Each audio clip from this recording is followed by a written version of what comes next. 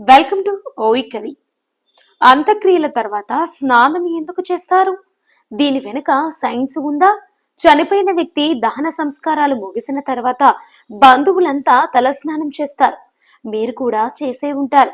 మరి ఎందుకు ఇలా స్నానం చేయాలి అనే సందేహం మీకెప్పుడైనా వచ్చిందా? ఆన్సర్ దొరికిందా?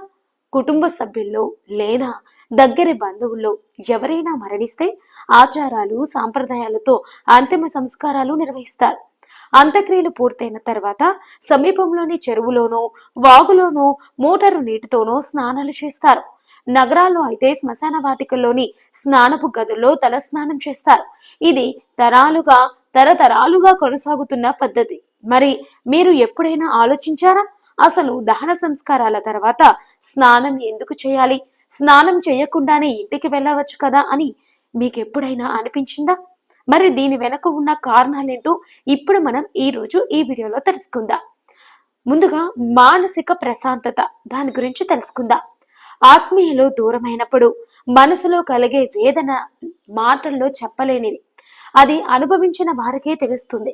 చనిపోయిన వారు గతంలో మనతో గడిపిన క్షణాలు, మాట్లాడిన మాటలు, సంఘటనలు అన్ని కళ్ళ ముందు మెదులుతుంటాయి. ఇక వారు కంటికి కనిపించరనే ఆలోచనే తట్టుకోలేక హృదయం బద్దలైపోతుంది. ఆ బాధను కంట్రోల్ చేసుకోలేక గుండెలు పగిలేలా రోధిస్తారు. ఈ పరిస్థితులలో మెదడు తీవ్రమైన ఒత్తిడి, ఆందోళనకు గురవుతుంది. ఇలాంటప్పుడు చన్నీటితో తలస్నానం చేయడం వల్ల మనసు శాంతిస్తుంది. ఆవేదన మొత్తం అప్పటికే కన్నీళ్ల రూపంలో బయటకు వెళ్ళిపోయి ఉంటుంది. కాబట్టి స్నానం చేయడం వల్ల కాస్త ప్రశాంతత చేకూరినట్లుగా అనిపిస్తుందని నిపుణులు చెబుతున్నారు. వ్యక్తి మరణించిన తర్వాత ఆ శరీరంలో బ్యాక్టీరియా తయారవుతుంది. ఆ శరీరాన్ని తాకిన వారికి అది కూడా అంటుకుంటుంది. ఈ విషయాన్ని పూర్వకాలంలోనే గుర్తించారు. అందుకే చనిపోయిన వ్యక్తికి దహన సంస్కారాలు నిర్వహించిన తర్వాత స్నానం చేయాలని చెబుతుంటారు. పూర్వకాలంలో మసూచి వంటి పలు రకాల వ్యాధులు విజృంభించి వందలాది ప్రాణాలు బలిగొనేవి. ఆ రోజుల్లో మందులు, టీకాలు ఉండేవి కావు. కాబట్టి చనిపోయిన వారి నుంచి ఆయా రోగాలు ఇతరులకు సోకకుండా ఉండడానికి దహన సంస్కారాల తర్వాత స్నానాన్ని ఆచార సాంప్రదాయాల్లో భాగం చేశారని చెబుతుంటారు. షాక్ నుంచి తేరుకోవడానికి కూడా అని చెబుతున్నారు. అంటే అత్యంత దగ్గరగా ఉండే వ్యక్తులు దూరమైనప్పుడు ఎవరైనా షాక్ గురవుతారు.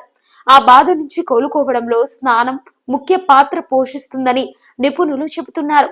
తలస్నానం చేయడం ద్వారా మనం కొత్తగా జీవితాన్ని ప్రారంభించినట్లుగా అనిపిస్తుందని అంటారు.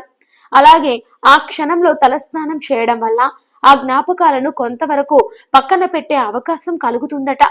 Negative energy. హిందూ సాంప్రదాయాల ప్రకారం శ్మశాన వాటికలో నెగటివ్ ఎనర్జీ ఉంటుందని భావిస్తారు. చనిపోయిన వ్యక్తికి దహన సంస్కారాలు నిర్వహించిన తర్వాత ఆ నెగటివ్ ఎనర్జీ భావనలను మన నుంచి దూరం చేసుకోవడానికి స్నానం చేయాలని అంటారు. ఆచారాలు సాంప్రదాయాలుగా అంత్యక్రియల తర్వాత స్నానం ఎందుకు చేస్తారనే విషయం ప్రస్తుత రోజుల్లో చాలా మందికి తెలియదు. ముందు తరాలు చేశారు కాబట్టి మనము చేయాలనే పద్ధతిలో కొనసాగిస్తున్నారు. అయితే ఆచారాలు సాంప్రదాయాలకు మన దేశంలో చాలా విలువ ఇస్తారు కాబట్టి అంతరార్థాలు తెలియకపోయినా జనం వాటిని పాటిస్తున్నారు. ఈ వీడియో మీకు నచ్చినట్లయితే లైక్ చేయండి, షేర్ చేయండి. అలాగే ఈ వీడియోపై మీ అభిప్రాయాన్ని మాకు కామెంట్ రూపంలో తెలియచేయండి.